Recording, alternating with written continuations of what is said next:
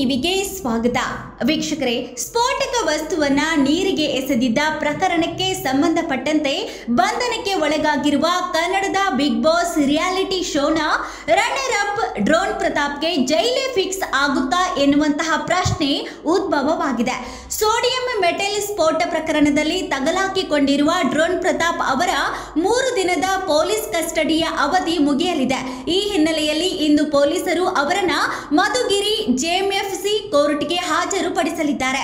ಪ್ರಕರಣದಲ್ಲಿ ಭಾಗಿಯಾಗಿರುವ ಪ್ರತಾಪ್ನ ಇಬ್ಬರು ಸ್ನೇಹಿತರನ್ನ ಮಿಡಿಗೇಶಿ ಪೊಲೀಸರು ಬಂಧನ ಮಾಡಿದ್ದಾರೆ.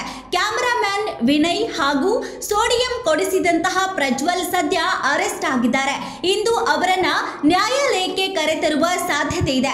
ಡ್ರೋನ್ ಪ್ರತಾಪ್ ಸ್ಫೋಟಕ ಬಳಸಿ ಕೃಷಿ ಹೊಂಡದಲ್ಲಿ ಸ್ಫೋಟ ಮಾಡಿದ ವಿಡಿಯೋ ವೈರಲ್ ಆಗಿತ್ತು. ಮಧುಗಿರಿ ತಾಲೂಕಿನ ಜನಕಲೋಟಿ ಗ್ರಾಮದ ಬಳಿ ಸ್ಫೋಟ ಮಾಡಲಾಗಿತ್ತು. ಸ್ಥಳಕ್ಕೆ ಆಗಮಿಸಿದ ಫೋರೆನಿಕ್ಸ್ ಸಿಬ್ಬಂದಿ ಪರಿಶೀಲನೆ ನಡೆಸಿದ್ದಾರೆ.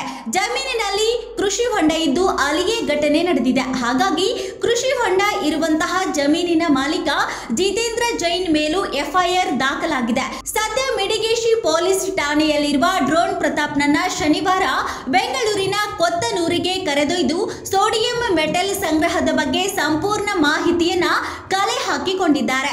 ಬೆಂಗಳೂರಿನ ಅವೆನ್ಯೂ ರಸ್ತೆಯ ಅಂಗಡಿಯೊಂದರಲ್ಲಿ ಸೋಡಿಯಂ ಖರೀದಿ ಮಾಡಿದ್ದ ಬಗ್ಗೆ ಮಾಹಿತಿ ಸಿಕ್ಕಿದೆ. ಪ್ರಕರಣದಲ್ಲಿ ಮತ್ತೊಬ್ಬ ಆರೋಪಿಯಾಗಿರುವ ಫಾರಂ ಹೌಸ್ ಮಾಲೀಕ ಜಿತೇಂದ್ರ ಜೈನ್ ತಲೆ ಮರೆಸಿಕೊಂಡಿದ್ದಾರೆ.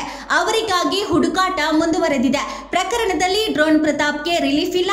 ಈ ಬಾರಿ ಜೈಲು ಸಂಕಷ್ಟ ಬಹುತೇಕ ಫಿಕ್ಸ್ ಎಂದು ಹೇಳಲಾಗ್ತಿದೆ. ಡ್ರೋನ್ ವಿವಾದದಲ್ಲಿ ಕಳೆದುಕೊಂಡಿದ್ದ ಹೆಸರನ್ನ ಬಿಗ್ ಬಾಸ್ಗೆ ಹೋದ ಮೇಲೆ ಗಳಿಸಿದ್ದ ಪ್ರತಾಪ ಈಗ ಜೀವನಕ್ಕೆ ತಾನೇ ಮತ್ತಷ್ಟು ಮಸಿಯನ್ನ ಬಳಿದುಕೊಂಡಿದ್ದಾರೆ. ತುಮಕೂರು ಜಿಲ್ಲೆ ಮಧುಗಿರಿ ತಾಲೂಕಿನ ಜನಕಲೋಟಿ ಬಳಿ ಕೃಷಿ ಹೊಂಡದಲ್ಲಿ ಸೋಡಿಯಂ ಸ್ಫೋಟ ಮಾಡಿದ್ದ ಪ್ರಕರಣವೇ ಪ್ರತಾಪ್ಗೆ ದೊಡ್ಡ ಸಂಕಷ್ಟವನ್ನ ತಂದೊಡ್ಡಿದೆ. ಪೊಲೀಸ್ ಕಸ್ಟಡಿ ಇಂದಿಗೆ ಅಂತ್ಯವಾಗಿದ್ದು, ಆರೋಪ ಸಾಬೀತಾದ್ರೆ ಪ್ರತಾಪ್ಗೆ 10 ವರ್ಷ ಜೈಲು ಶಿಕ್ಷೆ ವಿಧಿಸುವ ಸಾಧ್ಯತೆ ಇದೆ. ಮತ್ತಷ್ಟು ಸುದ್ದಿಗಳಿಗಾಗಿ ನೋಡ್ತಾ ಇರಿ BN TV, ಇದು ನಿಮ್ಮ ಧ್ವನಿ.